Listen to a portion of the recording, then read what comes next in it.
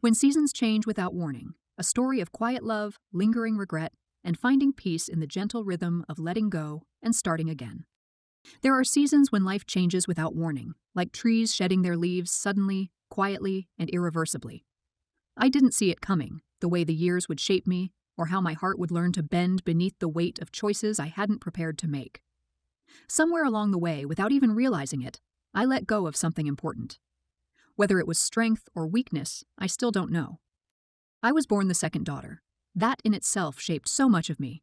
Ha'un, my older sister, arrived first, and with her came a kind of brightness that people couldn't ignore. She walked into a room, and it turned toward her like flowers turning toward the sun. I learned, in the quiet that followed her, to temper my expectations, to live without asking too much. It made life easier, or at least manageable. But the heart is a strange thing. It doesn't always follow the rules you give it. I had lived long in the shadows without bitterness, content in quiet corners until I met Ji-won. It wasn't a thunderous love. There were no grand declarations or urgent longings. It was something smaller, more fragile. The warmth of sunlight in a cold room, so gentle it almost didn't feel like love at all. And so I cherished it in silence. I didn't expect him to love me. That would have been too much. Just standing near him, existing beside him, felt like a kind of miracle. But love, however quiet, doesn't always remain invisible. I watched from the sidelines as life made its decision. Ji-won chose Ha-eun. Their engagement was announced on a warm afternoon drenched in golden light. Our home was filled with laughter and congratulations, and I stood beside Ha-eun, holding her hand like a good sister should. Smiling felt like a duty I had trained for. I told myself time would make it easier, that what I felt wasn't real enough to last. I threw myself into work, into days that had shape and purpose, and into tasks that numbed the ache beneath my ribs. I tried to believe that I had moved on, that nothing had really been lost. But there are feelings that linger even when you ask them to leave. It began in moments so small they almost didn't count. The way Ji-won's eyes searched for mine when the room grew quiet, how our conversations carried on just a beat too long. No one noticed, not even Ha-eun. But I did, and he did too. And that was the danger. I should have walked away. I knew it, but I didn't. I lingered in the quiet spaces between right and wrong, hoping that what we shared would vanish on its own. It never did. What followed was not dramatic. There were no confessions, no nights of passion or reckless abandon. Just moments fleeting, fragile, when a glance turned into a touch, when a breath was held too long. Each time I promised myself it would end. Each time I failed. The guilt was quiet too, like a weight pressing down softly, never enough to crush but always enough to notice. I started avoiding places where I might see them together. I traveled often, chasing distractions. But even as I moved, the past clung to me like a second skin. And then the secret surfaced. It always does, in some way. One afternoon, while I was away, Hoon found a letter I hadn't meant to keep. It wasn't explicit. It didn't need to be. She understood. When I returned, she was already gone. Ji-won tried to explain, but the moment had passed. Whatever tenderness once lived between us turned brittle and sharp. He stood in front of me, empty-handed, and I realized I had nothing left to give, so I left.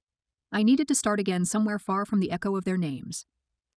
I found a quiet town bordered by trees and silence. There were no questions there, no history waiting to be unearthed. The days moved slowly.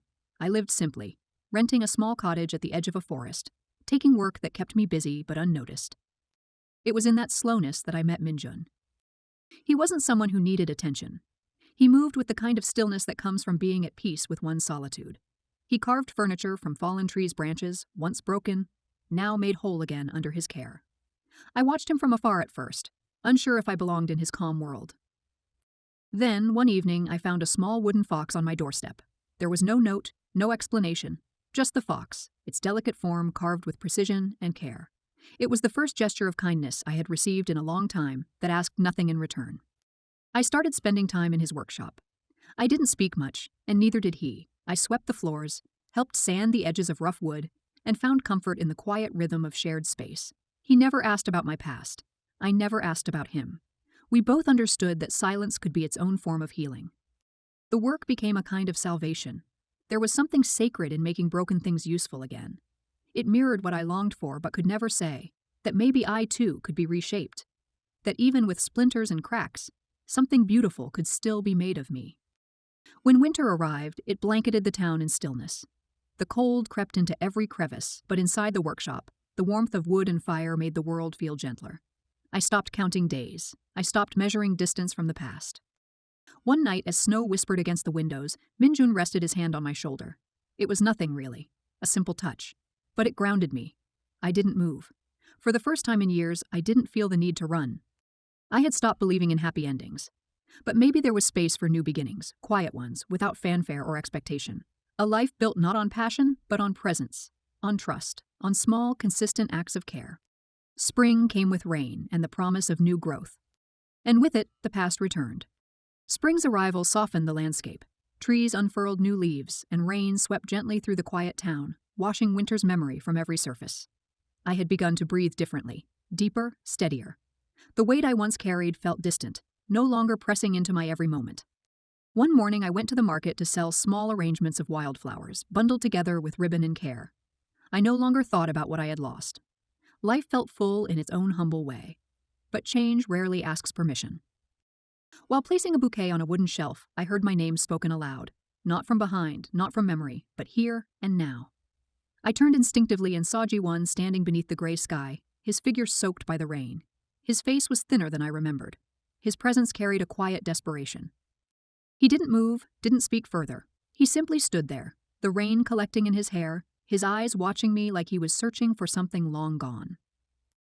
In that moment, I felt the past returning, not as something I wanted, but as something I needed to face. Regret passed between us like a current, but I had no words left to offer. Nothing I could say would rewrite the story that brought us here.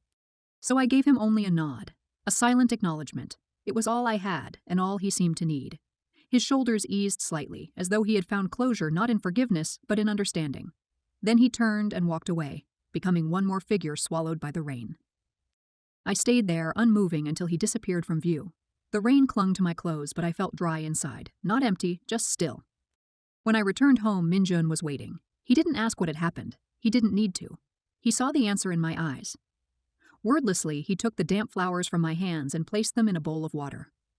Then he wrapped his arms around me, not to fix anything, but to be present.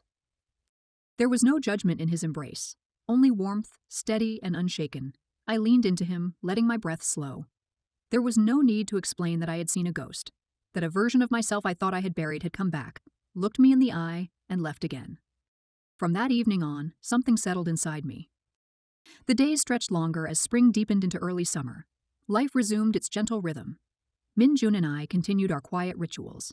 Meals shared in silence, laughter that came unexpectedly, and the scent of sawdust and blooming herbs lingering in the air. The world no longer demanded anything of me. It allowed me to simply be. Sometimes I still think of Ha-in, of what she must have felt the day she walked away. Grief, betrayal, anger, I had imagined them all. But in the end, I would never know for certain.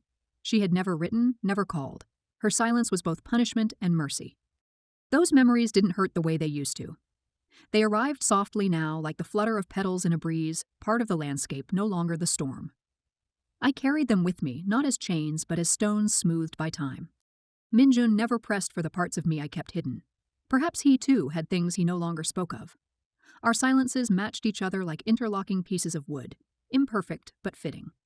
We built a life around those quiet understandings. Together we planted a small garden behind the workshop. Each seed we buried felt like a gesture of faith. Every leaf that unfurled reminded me that growth is not always loud. It happens in stillness, in presence, in the simple decision to stay. Sometimes, in the late afternoons, we would sit outside and watch the trees. The wind would pass through them, and the leaves would shimmer like whispers. I no longer feared the next change. I understood now that life would shift again, that people would leave, seasons would turn, and I would grieve things I couldn't predict. But I also knew I would survive. Peace did not come all at once. It arrived in pieces, in the sound of wood being shaped, in the aroma of herbs simmering on the stove, in the feeling of Minjun's hand brushing against mine as we walked. It was not the kind of love I had once dreamed of. It was better. It was real. I thought often about the kind of person I had been.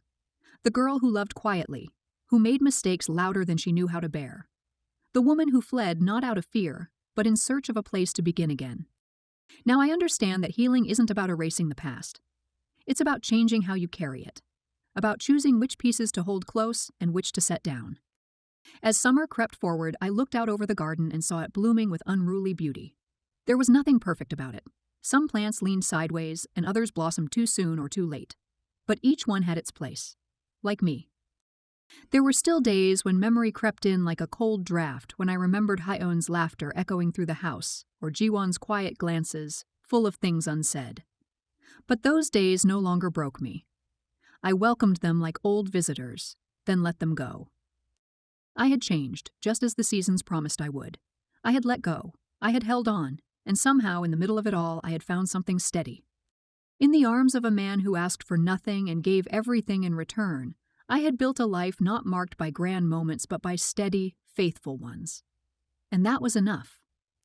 Life would keep changing, leaves would fall again, but I no longer feared the falling. Because now I know fallen leaves do not mark the end.